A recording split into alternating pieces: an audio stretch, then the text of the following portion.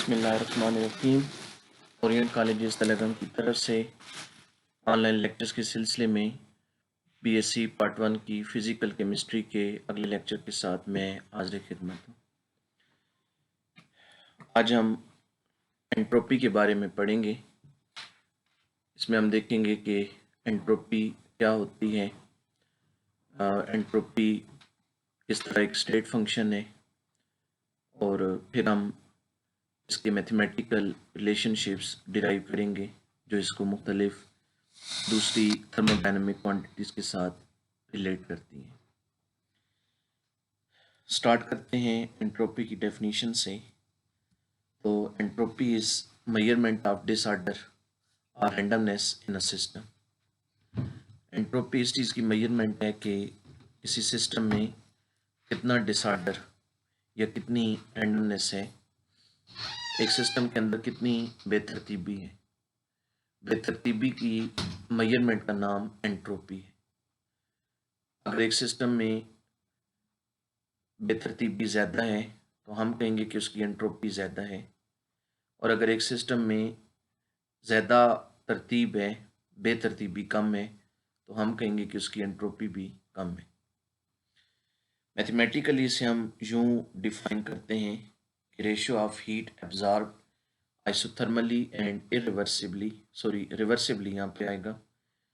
Ratio of heat absorbed isothermally and reversibly to temperature is called entropy. Entropy ratio का नाम है। किसकी ratio? Heat और temperature. Heat divided by temperature. Heat कैसी? जो isothermally और रिवर्सिबली एब्जॉर्ब हो, उसकी टेम्परेचर के साथ जो रेशियो है उसको एंट्रोपी कहते हैं। मैथमेटिकली इसे लिखा जाता है delta S is equal to Q reversible over T. Entropy को हम बहुत सारी एग्जांपल से समझ सकते हैं। अगर हम एक सॉलिड को मेल्ट करें तो सॉलिड के जो पार्टिकल्स हैं वो एक ऑर्डर्ड अरेंजमेंट से एक तरतीबी हालत में से बेतरतीबी हालत की तरफ जाते हैं जब वो मेल्ट होता है और लिक्विड फॉर्म में आता है। यानी सॉलिड में पार्टिकल ज़्यादा तरतीब में मौजूद होते हैं, जबकि लिक्विड में वो कम तरतीब में मौजूद होते हैं। तो हम कहेंगे कि सॉलिड की एंट्रोपी कम है, पार्टिकल्स की तरतीब ज़्यादा है, और लिक्विड्स की एंट्रोपी ज़्यादा है, तरतीब कम है। तो जब एक सॉलिड मेल्ट होगा तो सिस्टम कम एंट्रोपी से ज़्यादा एंट्रोपी की तरफ जाएगा। एक दीवार है, उसमें ईंटें एक ख़ास तरतीब से चुनी गई हैं दीवार को तामीर करते वक्त, तो हम कहेंगे कि दीवार की जो एंट्रोपी है वो कम है। अब अगर उस दीवार को गिरा दिया जाए तो जो ईंटें होंगी वो सारी बिखर जाएंगी, और हम कहेंगे कि अब उसकी जो एंट्रोपी है वो बढ़ गई है। एंट्रोपी का बढ़ना एक इरिवर्सिबल प्रोसेस होगा। दीवार अगर गिर जाए तो वो खुद ब खुद रीअरेंज नहीं होगी। ऐसा नहीं होगा कि ईंटें खुद ब खुद जुड़कर दोबारा दीवार बना दें। यानी एंट्रोपी का बढ़ना जो है वो स्पॉन्टेनियस प्रोसेस है, लेकिन एंट्रोपी का जो घटना है वो नॉन स्पॉन्टेनियस प्रोसेस है। अगर एक फिनोमिना के दौरान, अगर एक प्रोसेस के दौरान एंट्रोपी बढ़नी हो तो वो फिनोमिना स्पॉन्टेनियस होगा, वो खुद ब खुद होगा। लेकिन अगर एक प्रोसेस में एंट्रोपी ने घटना हो तो फिर वो फिनोमिना जो है वो नॉन स्पॉन्टेनियस होगा, वो खुद ब खुद नहीं होगा। That will require external energy to proceed with. तो यूँ हम एंट्रोपी की इस तरह बेशुमार एग्जाम्पल ले सकते हैं। अगर हम अपने इर्द नज़र डालें तो हमें हज़ारों लाखों एग्जाम्पल नज़र आएंगी एंट्रोपी की, और इस कायनात में हर वक्त जो एंट्रोपी है वो बढ़ रही है। हर चीज़ जो है वो लगातार ज़्यादा एंट्रोपी की तरफ प्रोसीड कर रही है। एंट्रोपी एक स्टेट फंक्शन होता है। एंट्रोपी को हम मैथमेटिकली डिफाइन करते हैं delta S is equal to Q over T. ये अमाउंट ऑफ हीट एब्जॉर्ब और टेम्परेचर की रेशो का नाम है। अब अगर हीट आइसोथर्मली एब्जॉर्ब हो तो फिर हम क्यू की जगह लिखेंगे क्यू रिवर्सिबल। तो delta S is equal to Q reversible over T. Delta जो होता है ये लार्ज चेंज को जाहिर करता है। तो अब अगर एक स्मॉल चेंज आ रहा हो तो फिर हम डेल्टा को डी से रिप्लेस कर सकते हैं और हम लिख सकते हैं D S is equal to Q reversible over T. फिर है कि entropy change of a reversible process is zero. हम यहाँ पर देखते हैं इस चीज़ को शो करते हैं कि किसी रिवर्सिबल प्रोसेस की जो एंट्रोपी चेंज है वो ज़ीरो होती है। फर्ज किया कि एक सिस्टम जो है वो सराउंडिंग में से क्यू रिवर्सिबल के बराबर heat amount of heat absorb करता है। अब जब वो इतनी हीट एब्जॉर्ब करेगा तो सराउंडिंग की जो हीट होगी उसमें इतनी ही कमी वाक़ई होगी। तो सिस्टम के लिए हम एंट्रोपी चेन को लिखेंगे delta S system is equal to Q reversible over T. अब सराउंडिंग की हीट क्योंकि कम हो रही है, कम होने को हम माइनस से जाहिर करेंगे। तो सराउंडिंग के लिए एंट्रोपी चेन को हम लिखेंगे delta S surrounding is equal to minus Q reversible over T. तो टोटल एंट्रोपी चेंज जो होगा वो इन दोनों का सम होगा। तो Q reversible over T minus Q reversible over T, तो ये आ जाएगा ज़ीरो। इस तरह किसी रिवर्सिबल प्रोसेस में जो टोटल एंट्रोपी चेंज है वो ज़ीरो होती है। इसके बाद दो डेफिनीशंस हैं, एक है एंट्रोपी ऑफ मेल्टिंग और एक है एंट्रोपी ऑफ वेपोराइजेशन। अगर हम किसी सॉलिड के एक मोल को मेल्ट करें तो उस दौरान जो वो हीट या एंथैल्पी एब्जॉर्ब करेगा at constant temperature at its melting point, उस एंट्रोपी ऑफ मेल्टिंग कहेंगे। अमाउंट ऑफ एंथैल्पी, एंथैल्पी का मतलब हीट, आपने स्टार्ट में पढ़ा। एंथैल्पी हीट को कहते हैं एट कांस्टेंट प्रेशर को। तो अमाउंट ऑफ एंथैल्पी या amount of heat required to melt 1 mole of a solid at its melting point. दूसरे लफ्ज़ों में एंथैल्पी को अगर हम मेल्टिंग पॉइंट से डिवाइड कर दें तो उसे एंट्रोपी ऑफ मेल्टिंग कहेंगे। तो डेल्टा एस एम बराबर आएगा delta H M over T M. तो एंट्रोपी ऑफ मेल्टिंग रेशो होती है एंथैल्पी और मेल्टिंग पॉइंट की। इसी तरह एक और डेफिनीशन है एंट्रोपी ऑफ वेपोराइजेशन। अगर हमारे पास किसी लिक्विड का एक मोल हो और उसे हम उसके बॉइलिंग पॉइंट पर वेपोराइज करें तो जो हीट एब्जॉर्ब होगी, जो एंथैल्पी एब्जॉर्ब होगी, एंथैल्पी चेंज आएगा, उस एंट्रोपी ऑफ वेपोराइजेशन कहेंगे। तो अमाउंट ऑफ एंथैल्पी और amount of heat required to convert 1 mole of a liquid into vapors at its boiling point is called entropy of vaporization.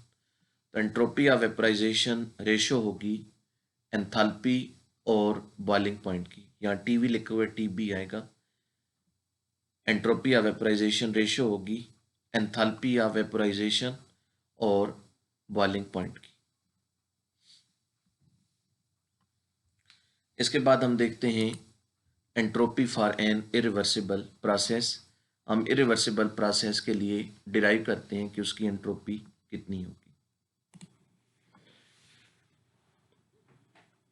हम फर्ज करते हैं कि सराउंडिंग में से जो हीट का लॉस होता है जब सिस्टम हीट एब्जॉर्ब करता है तो हीट का वो लॉस इरिवर्सिबल है। सराउंडिंग में से हीट की एक ख़ास अमाउंट का लॉस होता है इरिवर्सिबली, और इस दौरान सिस्टम की जो एंट्रोपी है उसमें इजाफा वाक़ई होता है। अब सिस्टम की एंट्रोपी में जो चेंज आएगा वो असल में इस चीज़ पर डिपेंड नहीं करेगा कि टोटल हीट एब्जॉर्ब कितनी हुई है, बल्कि वो डिपेंड करेगा इस चीज़ पर कि रिवर्सिबली हीट कितनी एब्जॉर्ब हुई है। यानी वो हीट जो रिवर्सिबली एब्जॉर्ब हुई है, एंट्रोपी चेंज उस पर डिपेंड करेगी, क्योंकि एंट्रोपी की बेसिक डेफिनेशन है कि delta S is equal to Q reversible over T. तो हम टोटल हीट में से सिर्फ वो पोर्शन कंसिडर करेंगे जो रिवर्सिबली एब्जॉर्ब हो रहा है, और बाकी जो पोर्शन है उसको कंसिडर नहीं करेंगे। अब सिस्टम की एंट्रोपी जो है उसे हम लिखेंगे delta S system is equal to Q reversible over T. Surrounding की हीट को हमने इरिवर्सिबल सपोज किया है, तो उसकी एंट्रोपी बराबर आएगी delta S surrounding is equal to minus Q irreversible over T. Total entropy change के लिए आप इन दोनों को जमा कर दें, तो delta S is equal to Q reversible over T. Total entropy change बराबर आएगी Q reversible over T minus Q irreversible over T, और ये ज़ीरो आएगा क्योंकि टोटल एंट्रोपी चेंज हमें पता है कि ज़ीरो होती है जी। अब जो इंटरनल एनर्जी चेंज है वो इस चीज़ पर डिपेंड नहीं करती कि प्रोसेस जो है वो रिवर्सिबल है या इरिवर्सिबल है। जो भी प्रोसेस हो, जो इंटरनल एनर्जी चेंज है वो सेम होती है। Change of internal energy is same whether a process is reversible और इरिवर्सिबल। तो फिर फर्स्ट लॉ ऑफ थर्मोडायनेमिक्स जो है उसके मुताबिक हम क्या लिख सकते हैं? रिवर्सिबल प्रोसेस के लिए हम लिख सकते हैं change in internal energy is equal to Q reversible minus W reversible. Basic definition आप जानते हैं फर्स्ट लॉ ऑफ थर्मोडायनेमिक्स की क्या है? Delta E is equal to Q minus W. तो इसको जब हम अप्लाई करेंगे दोनों प्रोसेसेस पर, तो रिवर्सिबल प्रोसेस के लिए हम लिख सकते हैं Q reversible minus W reversible. मैं दोनों के लिए इसको अलग-अलग एक दफ़ा लिख देता हूँ ताकि आपको समझने में आसानी हो।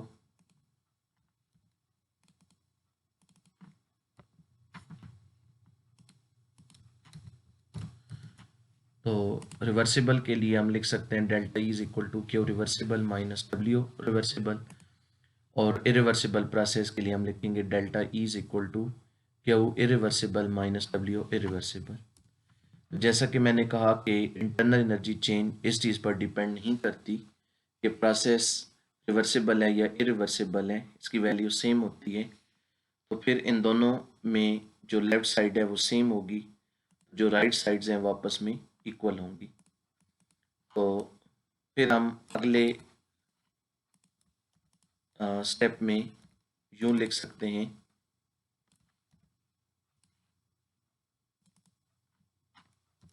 इस तरह Q reversible minus W reversible is equal to Q irreversible minus W irreversible. अब जो डब्ल्यू रिवर्सिबल है ये डब्ल्यू इरिवर्सिबल से हमेशा ग्रेटर होता है, तो फिर हम इक्वेशन 1 में से लिख सकते हैं सो फ्रॉम 1। इक्वेशन 1 में से हम फिर लिख सकते हैं कि जो क्यू रिवर्सिबल है वो क्यू इरिवर्सिबल से ग्रेटर होगा।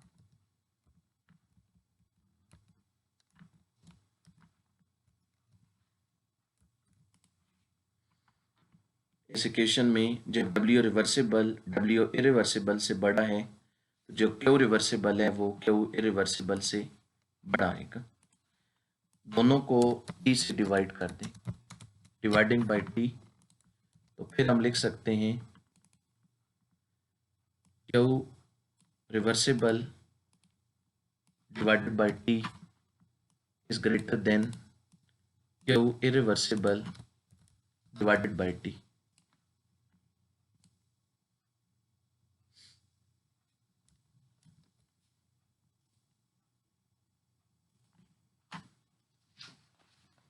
और यहाँ से फिर हम लिख सकते हैं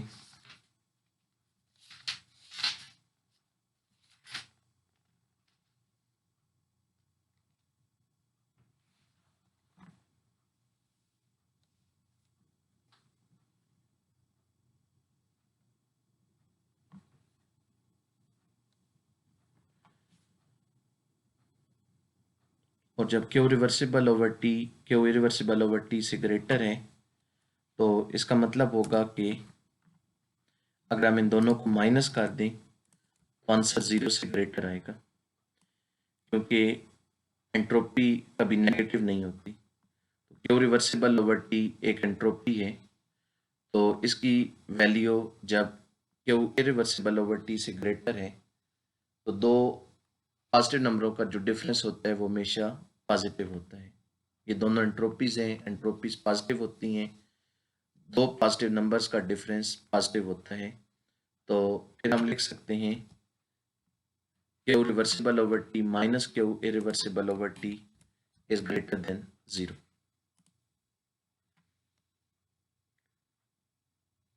या फिर हम लिख सकते हैं क्यू रिवर्सिबल ओवर टी की जगह हम लिख सकते हैं एंट्रोपी ऑफ सिस्टम। ये एंट्रोपी ऑफ सिस्टम को जाहिर कर रही है। और क्यू इरिवर्सिबल ओवर टी की जगह हम लिख सकते हैं एंट्रोपी ऑफ सराउंडिंग। तो फिर इन दोनों का जो डिफरेंस आएगा वो ग्रेटर देन 0 आएगा। Entropy of system minus entropy of surrounding is greater than 0। तो फिर यहाँ से हम नतीजा खस करते हैं hence entropy of all natural processes is increase. इससे हम ये कंक्लूड करते हैं कि तमाम जो स्पॉन्टेनियस प्रोसेस हैं उनकी जो एंट्रोपी होती है वो इंक्रीज होती है जब वो प्रोसीड होते हैं।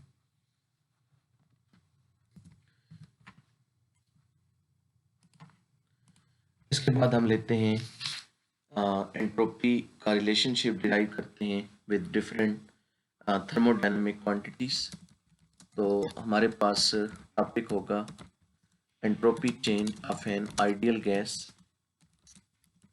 in terms of temperature and volume। हम टेम्परेचर और वॉल्यूम की मद में एंट्रोपी चेन को डिस्क्राइब करेंगे और फिर इसी से आगे हम प्रेशर की सूरत में भी इसे डिस्क्राइब करेंगे। तो हमारे पास एंट्रोपी की डेफिनीशन है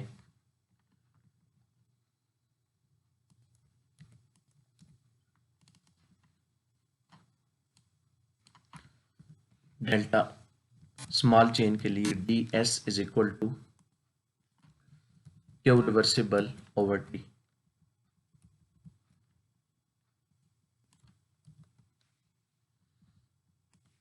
या इसे हम लिख देते हैं partial Q small amount of heat के लिए partial Q reversible over T.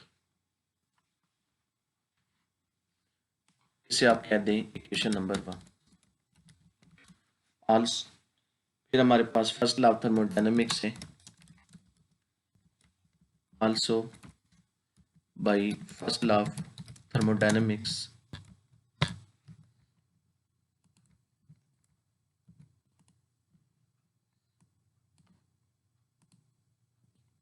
हम जानते हैं पार्शियल क्यू बराबर है डी ई प्लस डब्ल्यू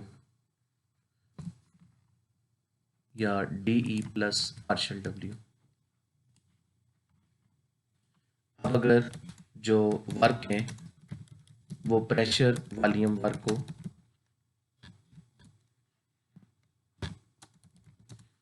तो फिर जो पार्शियल डब्ल्यू है वो बराबर होगा पी डी वी के और इक्वेशन बन जाएगी partial Q is equal to D E plus P D we.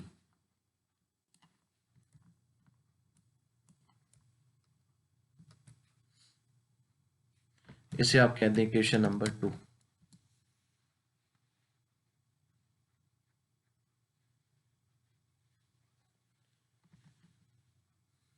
और इस वैल्यू को पुट कर दें, पुट इन 1, तो इक्वेशन 1 बन जाएगी D S is equal to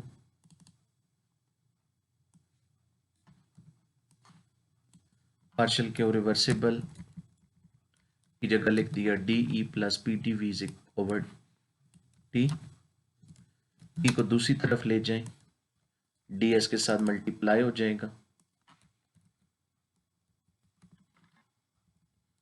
तो टी टी एस बराबर आ जाएगा D E plus P D we.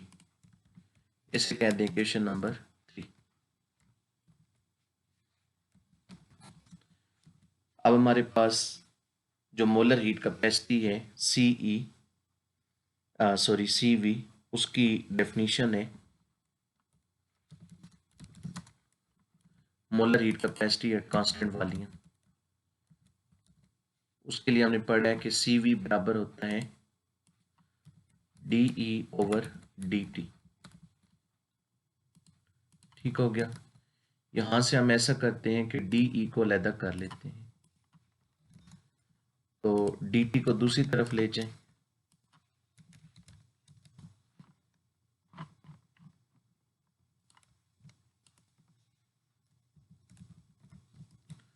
D E बराबर आ जाएगा D T into C we.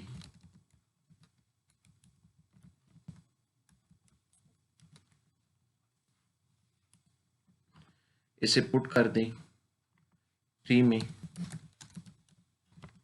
Put in 3,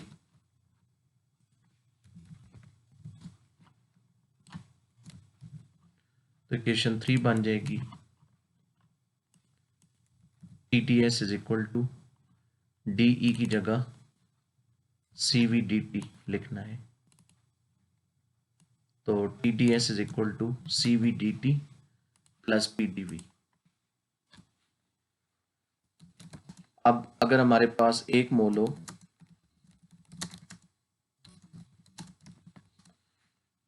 तो हम जनरल गैस इक्वेशन लिख सकते हैं T V is equal to R T, या P बराबर है आर टी ओवर वी।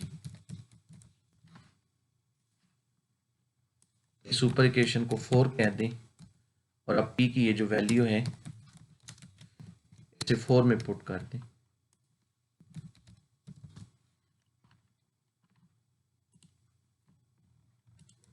तो इक्वेशन 4 बन जाएगी T T S is equal to C V D T plus P की जगह आर टी ओवर वी और इनटू डी वी।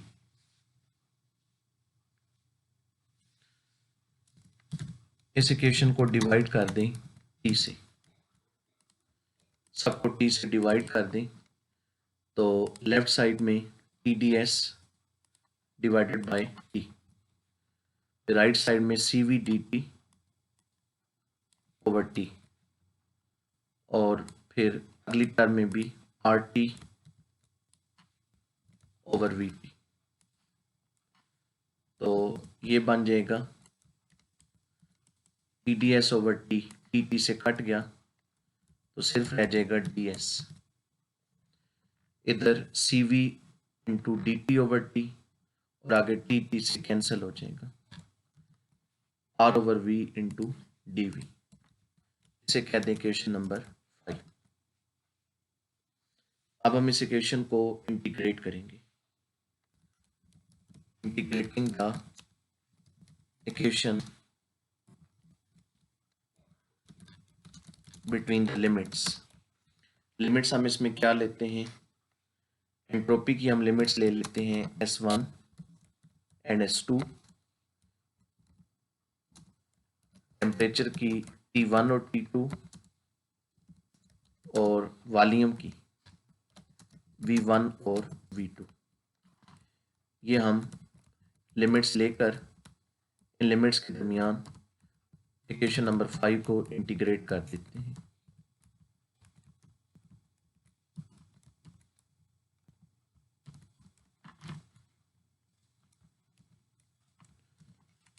तो फिर हम लिखेंगे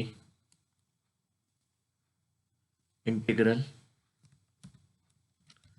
S1 to S2 of ds is equal to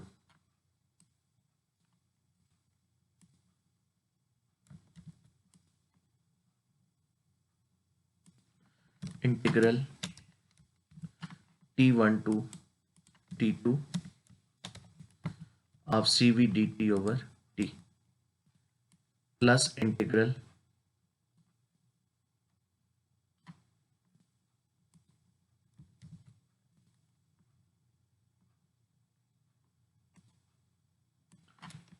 v1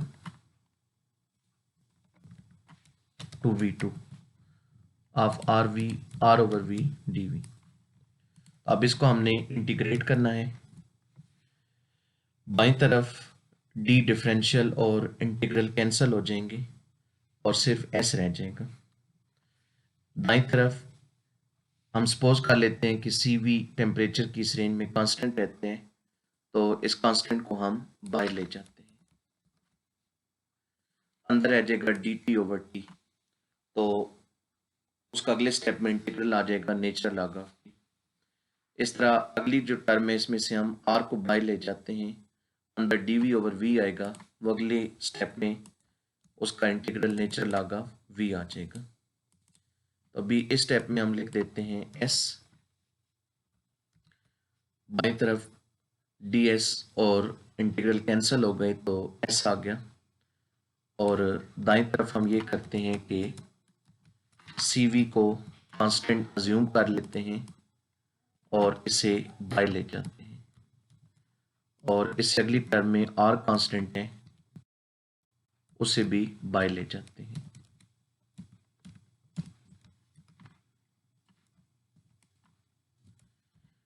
इसकी लिमिट्स पुट कर दें, पहले अपर लिमिट S2 फिर माइनस लोअर लिमिट S1, तो S2 माइनस S1 ये आगे लेफ्ट साइड। राइट साइड में dt ओवर टी का इंटीग्रल आ जाएगा नेचुरल लॉग ऑफ टी, और इससे अगली टर्म में dv ओवर v का इंटीग्रल आ जाएगा natural log of v। Limits put कर दें, cv कॉमन ले लिया, अंदर नेचुरल लॉग ऑफ टी की जगह पहले नेचुरल लॉग ऑफ t2 फिर minus natural log of t1, एक दफ़ा t की जगह t2 और एक दफ़ा t1। इसी तरह r को कॉमन लिया और अंदर नेचुरल लॉग ऑफ v है, पहले नेचुरल लॉग ऑफ v2 आएगा फिर माइनस आएगा और फिर नेचुरल लॉग ऑफ v1 आएगा।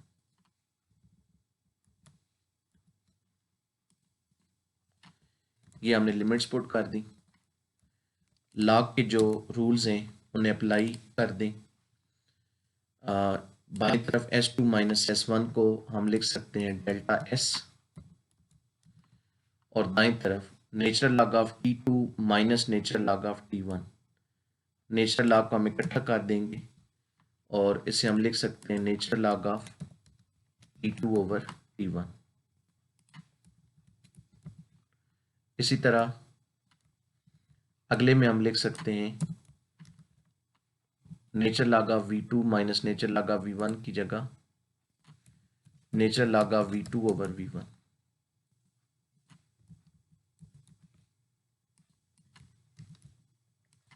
तो ये फिर हमारे पास एंट्रोपी चेन के लिए एक्सप्रेशन आया है कि एंट्रोपी चेन डेल्टा S बराबर होगा CV natural log of T2 over T1 plus R natural log of V2 over V1।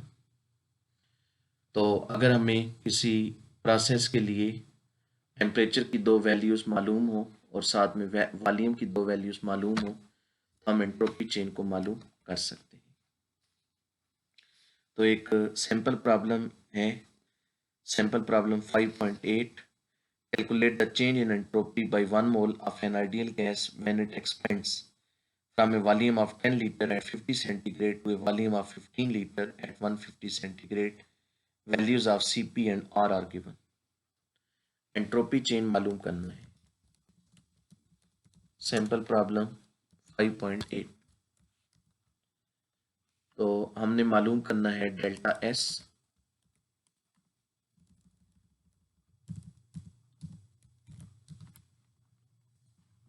और इस मकसद के लिए हमें दिया गया है कि when gas expends from a volume of 10 litre, V1 होगा 10 लीटर एट 50 सेंटीग्रेड, P1 होगा 50 centigrade to a volume of 15 litre, V2 होगा 15 लीटर एट 150 सेंटीग्रेड, P2 होगा 150 centigrade.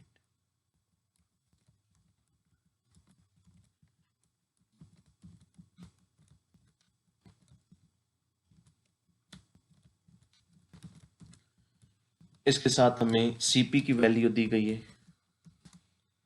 Cp is equal to 32.97 और R की वैल्यू दी गई है 8.314। हमारे पास formula ये है, delta S is equal to C V nature log of T2 over T1 plus R nature log of V2 over V1। अब इसमें हमें C की वैल्यू नहीं पता, उसकी जगह हमें Cp और R की वैल्यूज पता है। हम एक रिलेशन जानते हैं कि Cp माइनस Cv ये R के बराबर होता है। तो फिर यहां से जो Cv है इसको दाईं तरफ ले जाएं और R को इधर ले आएं, तो Cv बराबर आएगा Cp माइनस R के।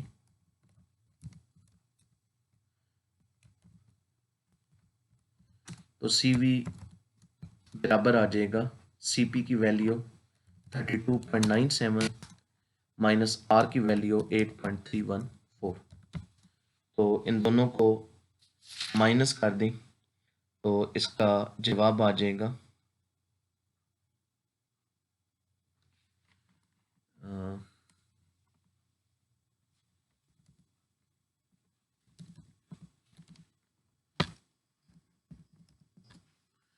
24.656। ये आ गई Cv की वैल्यू। नाउ अब वैल्यूज को पुट कर दें, delta S is equal to Cv की जगह 24.656 into natural log of T2। अच्छा, टेम्परेचर्स को केल्विन में लेना है, तो 150 सेंटीग्रेड की जगह 423 केल्विन और 50 की जगह 323 केल्विन। तो into natural log of 423 over 323 plus R 8.314 into natural log of V2 कितना है 15 ओवर V1 10। तो ये हमने वैल्यूज पुट कर दी हैं। अब इसे हल करना है, नेचुरल लॉग ऑफ 423 ओवर 323, पहले इन दोनों को डिवाइड कर देते हैं। 423 ओवर 323 1.30 आता है।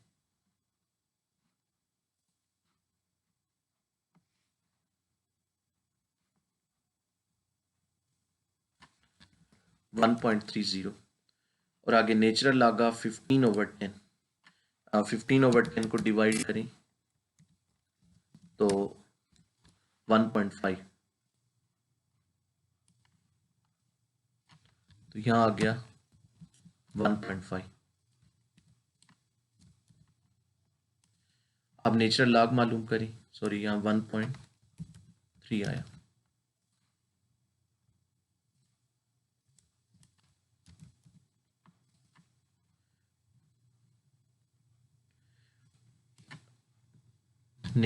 नेचुरल लॉग ऑफ 1.3 ये आता है 0.26। इसका जवाब आया 0.26 और नेचुरल लॉग ऑफ 1.5 भी मालूम करें,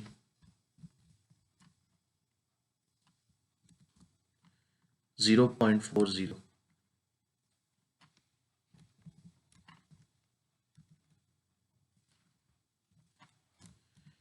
पहले दो नंबर्स को आपस में मल्टीप्लाई करें तो 24.656 इंटू 0.26 6.65 आता है। इन दोनों को मल्टीप्लाई करने पर आंसर 6.65 और आगे 8.314 इंटू 0.4 3.37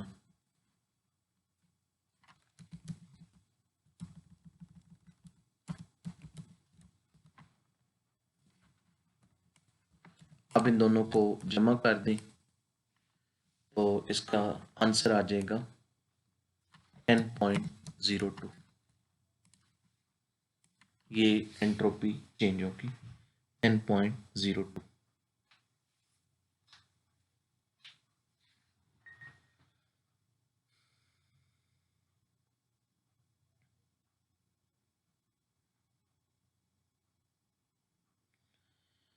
इसमें जो बुक वाले ने हल की है उसमें गलती है। हमें इस क्वेश्चन में सीपी की वैल्यू दी गई है ना कि सीवी की। उसने क्या किया है कि उसने सीवी की जगह 32.97 लिखा है, हालांकि सीवी की वैल्यू हमें खुद मालूम करनी है जैसा कि हमने ये की है और वो 24.656 आएगा। इसलिए बुक में जो हल किया गया है वो सारा गलत है, तो उसको आप फिर दुरुस्त कर लीजिएगा।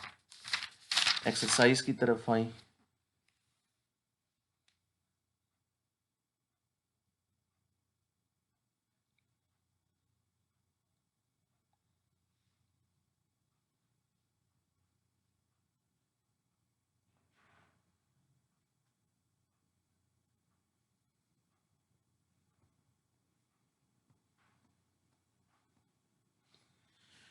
एक्सरसाइज से पहले हम यही जो अभी रिलेशन डिराइव किया है in terms of temperature and volume, अब हम इसको इन टर्म्स ऑफ प्रेशर लिखते हैं।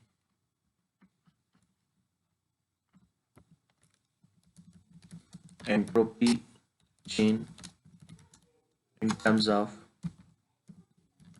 Temperature and pressure. हम इसमें से जो वॉल्यूम की टर्म्स हैं उन्हें रिमूव करेंगे। तो we know that P1 V1 बराबर होता है P2 V2 के। इसमें से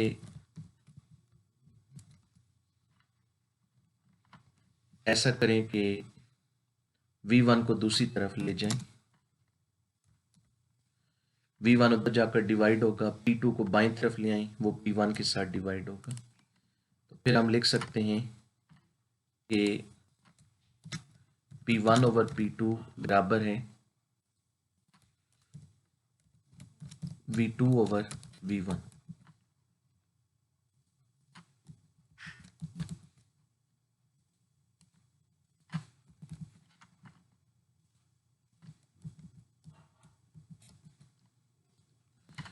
तो फिर V2 ओवर V1 की जगह इक्वेशन 1 में P1 ओवर P2 लिख दें, पुट इन 1। इक्वेशन 1 बन जाएगी V2 ओवर V1 की जगह लिखना है P1 ओवर P2। तो ये एक्सप्रेशन आ गया in terms of temperature and pressure. V2 over V1 की जगह P1 ओवर P2। तो अब एक्सरसाइज में दो क्वेश्चन है। एक क्वेश्चन है 15 पे नंबर 293 पर 15 question. 1 mole of helium expands reversibly from a temperature of 298 Kelvin and pressure of 1 atm to a temperature of 273 Kelvin and pressure of 0.6579 atm, assuming CV is equal to 3/2 R. Calculate the entropy change of the process. इसमें अब आपको दो temperature दिए गए हैं और दो pressure दिए गए हैं, तो आपने एंट्रोपी चेन को मालूम करना है। CV की वैल्यू क्या दी गई है 3/2 R। आर की जगह उसकी वैल्यू 8.314 पुट कर लेनी है। उसे 3/2 से मल्टीप्लाई करेंगे तो वो CV हो जाएगा। तो ये जो भी हमने एक्सप्रेशन डिराइव किया इसकी मदद से एंट्रोपी चेंज मालूम कर लें।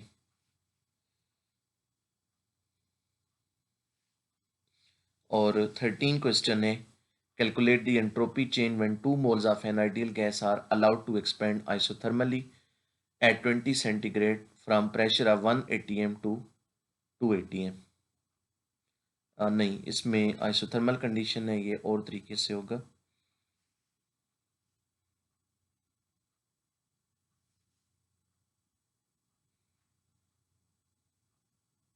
तो अभी ये एक ही क्वेश्चन आपने करना है, 15 क्वेश्चन। तो ये आज का हमारा लेक्चर था। नेक्स्ट टाइम हम एंट्रोपी को ही कंटिन्यू रखेंगे और एंट्रोपी के लिए कुछ मज़ीद मैथमेटिकल रिलेशनशिप्स डिराइव करेंगे। तो अगले लेक्चर के साथ कल दोबारा हाज़िर खिदमत होंगे। अपना ख्याल रखिएगा। अल्लाह।